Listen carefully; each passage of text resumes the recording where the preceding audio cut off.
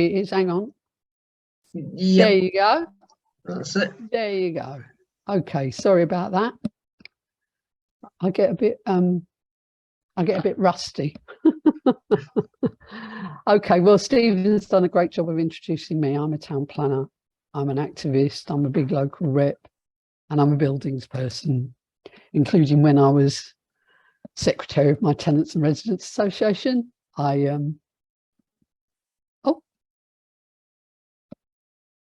ran my own tenants hall.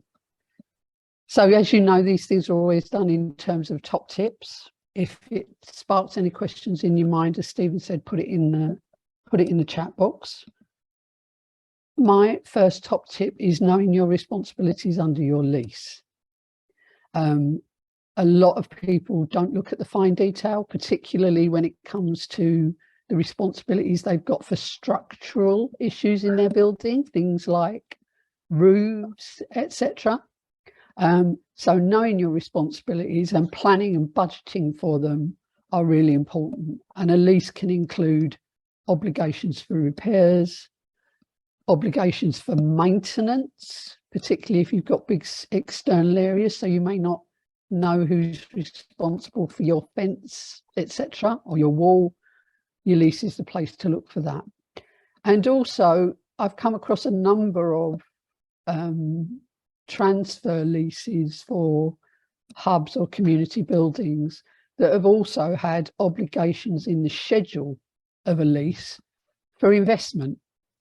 So there's an expectation that whoever gave you your lease expects you to invest a certain amount of money in certain things. So obviously that's really important for understanding what your responsibilities are and being able to plan for what you need to do. And more importantly, I always follow the money, budget for them. So that's my first top tip. Oh, sorry, approval clauses for works. Yeah, that's pretty important. If you want to do any works, sometimes there are clauses in your lease that say you have to get written permission from the landlord. Obviously, if that applies to you, it's worth just going through your lease and taking out all of these obligations so you know exactly what it is you're responsible for and need to plan and budget for. I am well known for constantly going on about legal compliance. In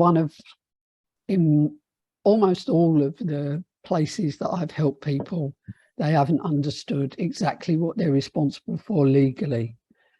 And the reason why I bang on about this is that if you're not complying with legal obligations that aren't in your lease, but are generally legal obligations for any organisation that runs a building, it can invalidate your insurance. So it's really important that you understand exactly where there is a legal requirement associated with your building. Here's a quick list: gas safety, fire safety, electrical safety. That usually requires a condition report that has to be done by an approved contractor every 3 to 5 years. RIDOR, which is the reporting of injuries, disease and dangerous occurrences. There's a reason why you are asked to have an accident book and to write up what the incident was, how it was dealt with. This is important for your insurance. It's important for health and safety assessment. Sending you the link now. Okay, this is work. I was trying to get someone else in. For buildings post 2000, there isn't any asbestos, but for anything before, there is likely to be. It can vary in terms of its dangerousness, but whatever it is, you need to have had an assessment of what it is and where, and a plan to manage it. So that if you have a contractor come into the building, it's important that they understand where it is and whether or not they need a specialist contractor to manage it. Food hygiene, if it's relevant, in your kitchen, you should all know about, even basic things about food storage, about food handling, etc. It's worth sending at least one member of staff and one trustee on a food hygiene course so that they can occasionally wander around and reassure themselves. Licenses. A lot of people think that because they go into cafes and they hear the radio on, that you don't need a license for it. You do. You need licenses for listening to music, for performing music, etc. There's plenty of good guidance out there for how to get it. It's not terribly expensive, and once you've got it, you can not worry about it. But getting those licenses is important, including for a television. Don't forget. Health and safety. This is one that people get really exercised about, because if you go on the Health and Safety Executive website, you'll find about 5 different ways to do an assessment. Put them all together and basically systematically go through all of the issues. It must include fixtures and fittings. So if you're letting your chairs get a bit rickety and someone falls off it and injures themselves, you put yourself at risk. So doing an assessment from the point of view of your users, but also your employees, is really important. Once you've done it, it becomes fairly straightforward to update it, but you need to do it and you need to have it in a special file along with all these other things about when you last had your boiler check, when you last did a fire assessment, when you last had an electrical survey. When I put that big list up there, it feels really a bit overwhelming. For people who are running tall buildings, you should have had a folder that's got all that stuff in it from whoever it was leased you the building. If you haven't, make a fuss, but not for too long, just put it in place. It's pretty straightforward once you get into the detail, because it's sort of common sense, really, if you care about people who come and use your building. I suspect all of you will be thinking about, oh my God, how are we going to pay the bills? And the key for most people who've got a hub is renting it to hirers or giving longer term agreements to users and hirers. And it's really important that you nurture and support them for your own financial sustainability, as well as if there are clauses in your lease that say, if you give it up, you got to hand it back to the landlord. It's important that you nurture and support your users in order to prevent you getting to the stage where you have to think about handing a building back or throwing in the towel. Either informally or informally, it doesn't really matter how you do it. You need to be prepared for change, because that's the only thing you can guarantee, that there will be change regardless of what it is. And that means talking to users and hirers about your plans for the future in terms of the building, how you run it, the operational staff, so that there's no nasty surprises for them and you can accommodate any concerns they've got. But also talk to them about their plans. Are they planning to increase staff? Are they planning to do other activities where they'll want to use your hall for certain kinds of things and it needs to be equipped in a certain way or accessed in a certain way? This is particularly important for your users who deal with children or with vulnerable adults, because if they come out of their building, they'll still be applying Ofsted regulations about access to children and the spaces that they're in. So talking to them about their plans is really important if they're planning to change anything that they're currently doing. Now, as I said, I always follow the money. You can't do without it. You can't do anything without it. And so wherever I can, I try to help people think about how they can increase revenue. And the buzzword is upselling. And upselling is basically providing optional services that can make life easier for users and generate revenue that's in addition to your hire or rental fee. And that can include things like, some of you may already have these kinds of arrangements with other people, but it can include things like caterers, where basically you can either add a charge for arranging it, because it will involve you in time and energy, as well as your user paying directly for the costs of them. So caterers, event planners, photographers, audio-visual technicians, musicians, the list goes on.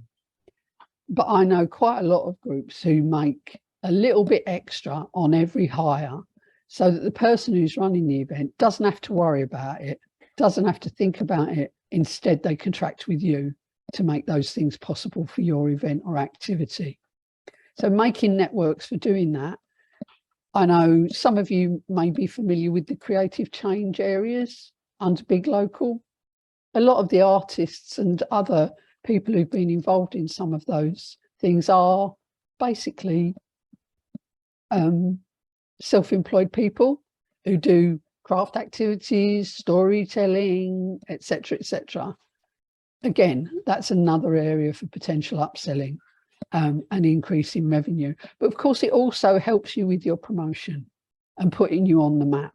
If people can see from the publicity that you provide about your users and the activities they're running and the kind of variety and diversity of activities, it helps them think about you when they want to do an event.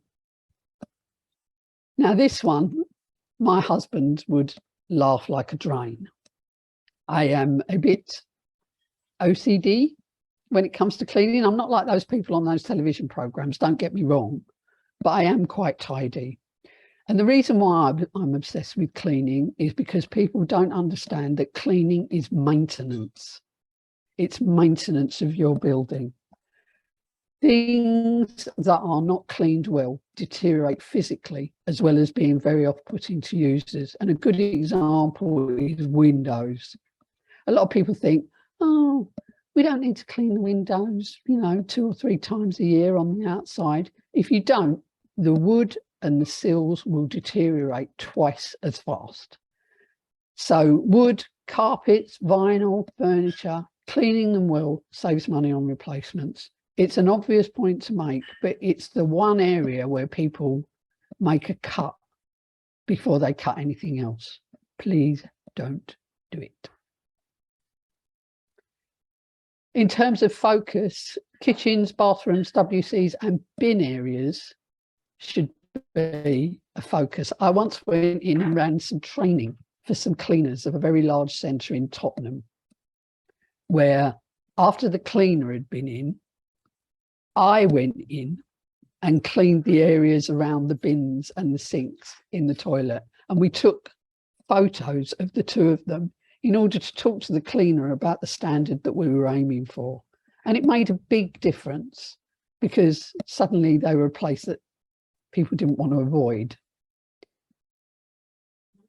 In terms of your aim, I would say you should aim for hotel standards of cleaning.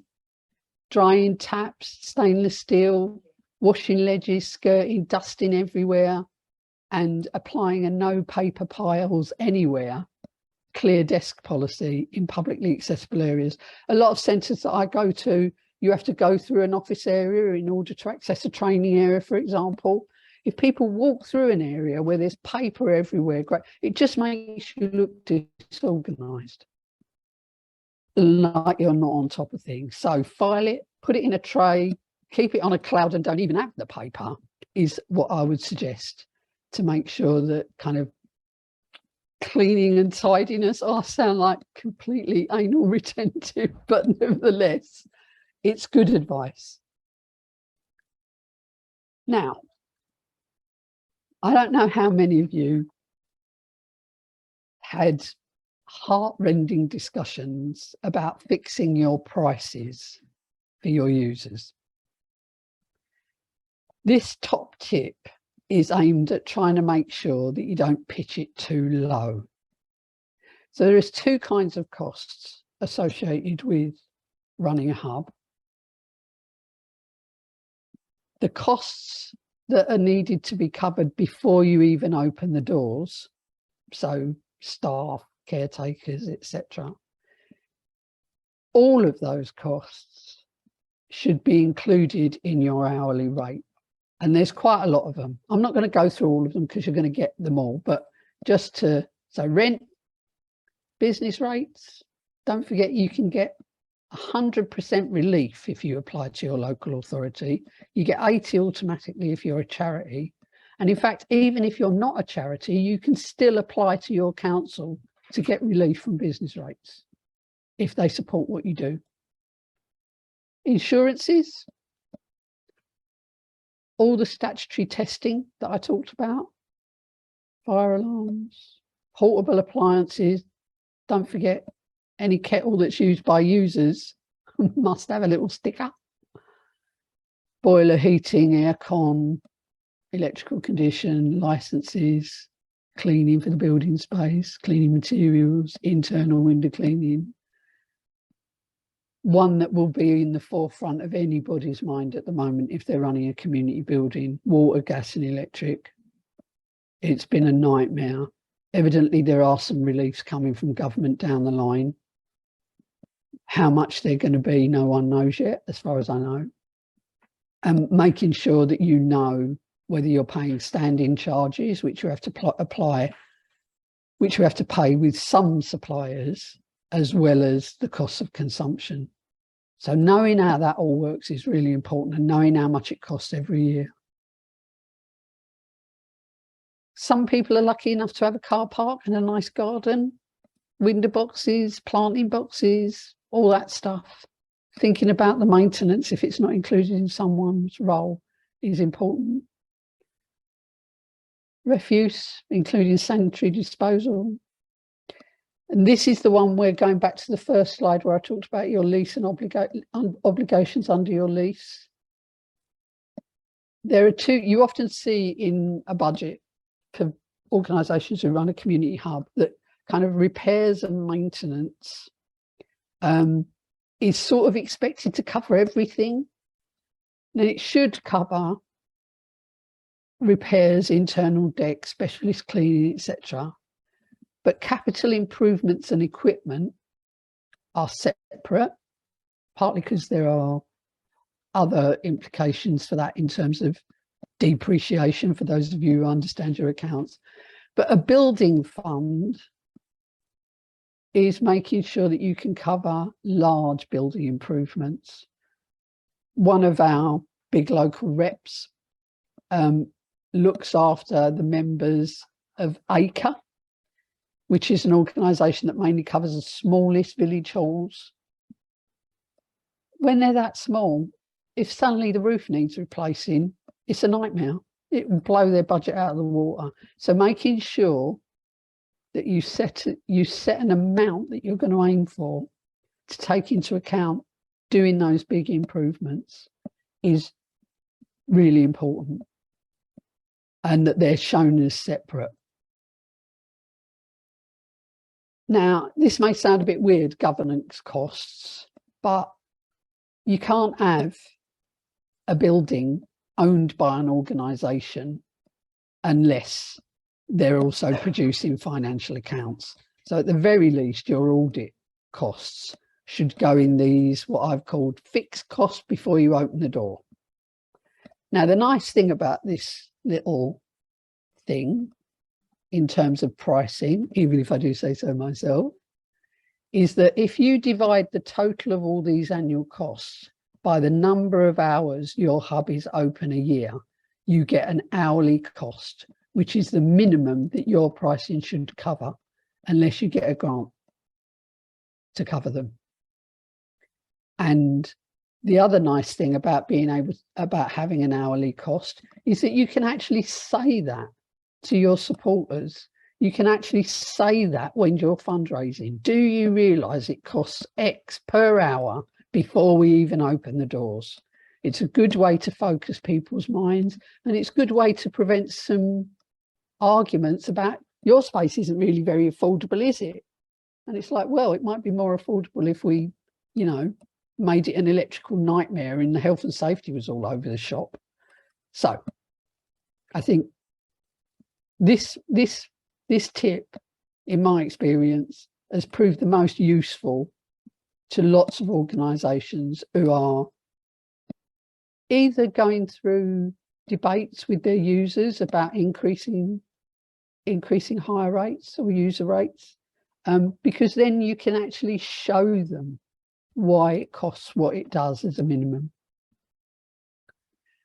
Now, of course, the other thing about these costs is you can drive them down.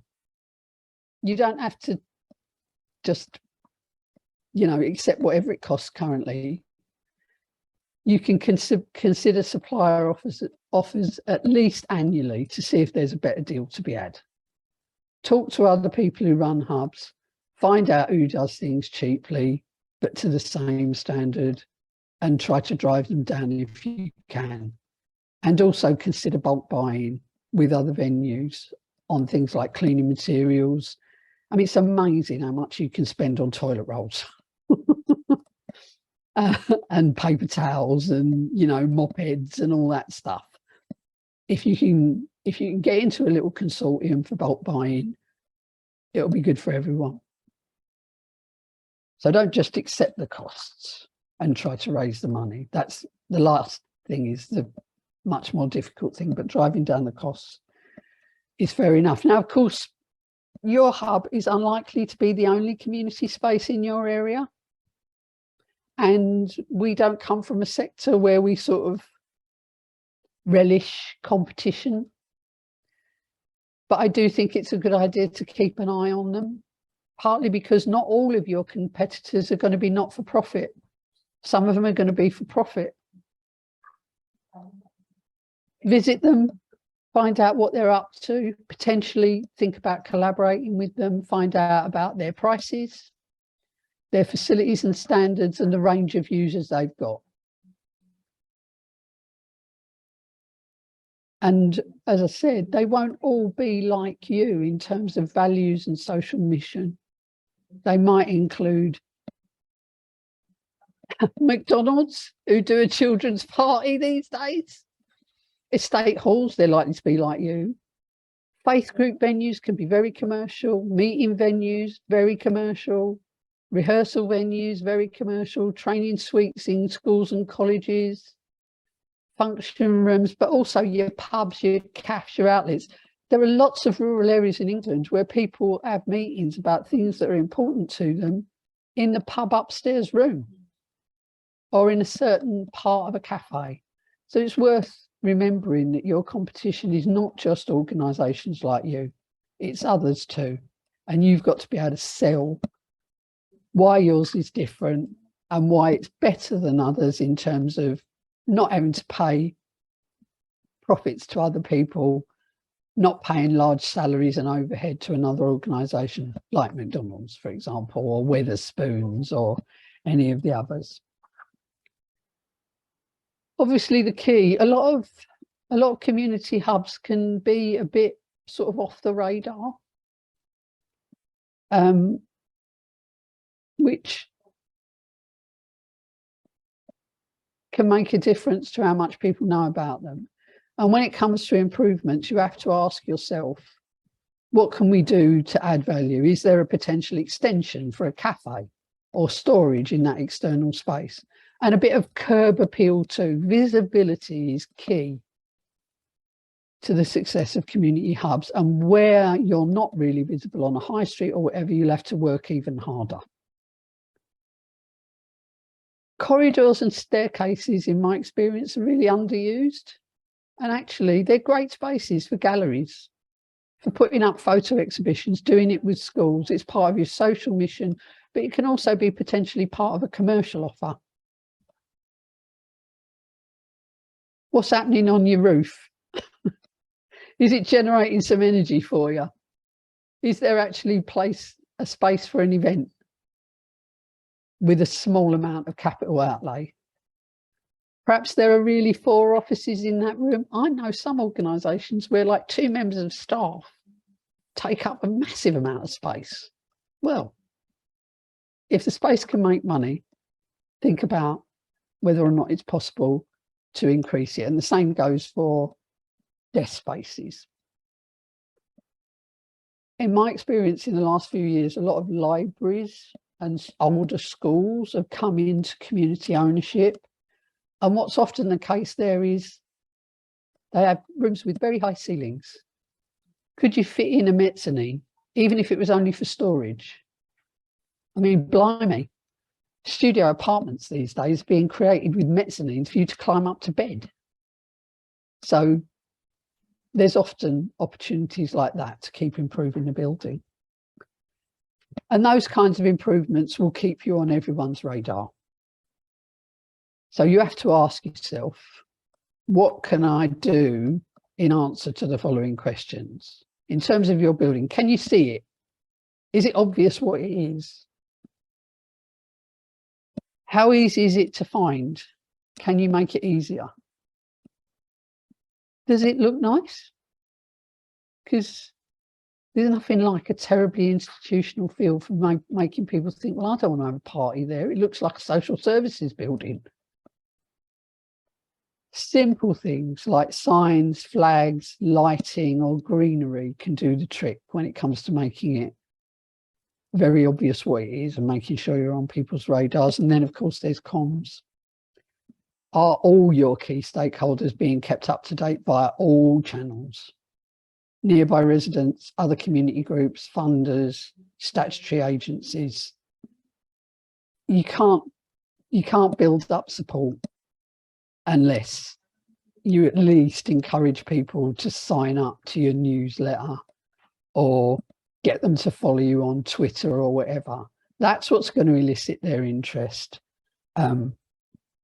And think about you either as a space to hire or take a longer agreement with you about being located in your building, and also for funding and investment too. If your stakeholders know you're there, they can see what kind of job you're doing, you're much more likely to be able to get their support. Now, this is supposed to be only 10 top tips, but you're given the option as a presenter to do a 10A. Now, when I say do it with flair, for those of us who are property nerds and who keep an eye on these things, and in fact, you may know from your other local area, you may know really unprepossessing places that suddenly have been transformed as a result of some young person who's decided to run a cafe or, you know, take over a derelict space and put a tent up and all this kind of stuff. And that's what I mean by doing it with flair. Try to develop an aptitude for doing it well with a bit of style and a bit of originality. And the best way to do that is to involve young people in it and to do your research, to smile, because that always makes a difference, and look for ways to do things differently. So whatever it is you're doing, just ask yourself on a reasonably regular basis, could I do this better for users? Have users said things that actually mean that I could do it in a different way, and as a result, make my hub the place to be for everybody locally and beyond? So that's the tips that I've got. Thank you. Good luck with yours. And any questions? How long have I taken? Oh God, have I taken the whole time? Bloody hell. I've taken the whole time, but listen, that was absolutely brilliant. And I think anyone would be challenged not to take something away from that. It was brilliant. I think really. Can you stop sharing, Lorraine? Yeah, sorry. That's right. No, I think in this difficult time, really poignant. I think I was visiting a community space yesterday and they said to me that it's £15 an hour. So that's fantastic. Said, but if you want it heated, it's £30 an hour. So there is sort of massive pressures on spaces at the moment. But I think it's really interesting what you said about quantifying the value of your space. I think that's really, really useful. And I think a lot of people don't actually sort of realise that. And I think like you said, the thing about the office space was really sort of enlightening as well. I think once you work out what your space is worth, you might actually make your offices a lot smaller or have fewer offices as well. Well, that's also true for small meeting rooms. You often find that organisations who run buildings take up most of the hours in their meeting rooms. It's like, come on, get a grip, go to the park, go to the cafe, and make it available for hire. No, it was absolutely brilliant. But I unless someone's going to correct me, there's no questions, Lorraine. I think you've just done such a fantastic job. One of the best. I wasn't at your last one. I do apologise for that, but one of the best Right. bite Planning a bit drier. I don't blame you.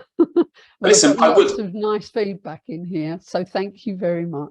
No, it was I absolutely. realise it's a bit of a whiz through, but you'll get the slides, and if only one of them makes you think about doing something differently, I'll be pleased. And I'm sure if any of you have got any burning questions after this, if you were to put them Yeah, into I think my email address is on the front of the slide. Lorraine, And if it's not, look me up on Workplace and send me a question. listen, that just leaves me to say thank you so much to Lorraine, the only two-time You're BLT welcome. bite-sized presenter so far. Absolutely fantastic. Also, You can thank Claire for that. See this arm? It was dissipated. yes, the twisting has continued. But thank you everyone for joining us today. But also, I'd also say, like, if you're not part of BLT and you're interested in being part of BLT, then get in contact with Wakas. He's the guy who's on my left. And I think we'll put some details in the chat as well on how to make that a little bit easier. So if you're not part of BLT, because this was brought to you by BLT today, obviously in conjunction with Make It Happen, with Support Local Trust. So I think that's it, really. I think thank you so much, and we've done our time. You're welcome. We've got one. We've got one more, Stephen. We have got one more. It's in November. It's next month, and it's the art and science of a cash flow. Wow. Ooh. I don't think you should have told anyone. We were going to, it doesn't sound. We can jazz it up though. It'll be really exciting. Just remember, cash is king. So Yeah, go to that session. I think Lorraine definitely put that across really well, and she's right as well. We don't follow the money enough. That is the problem that a lot of us have.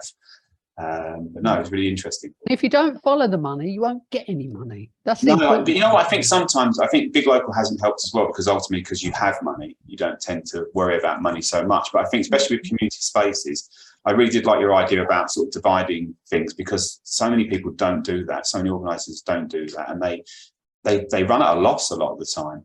Or alternatively run too expensive and don't attract anyone.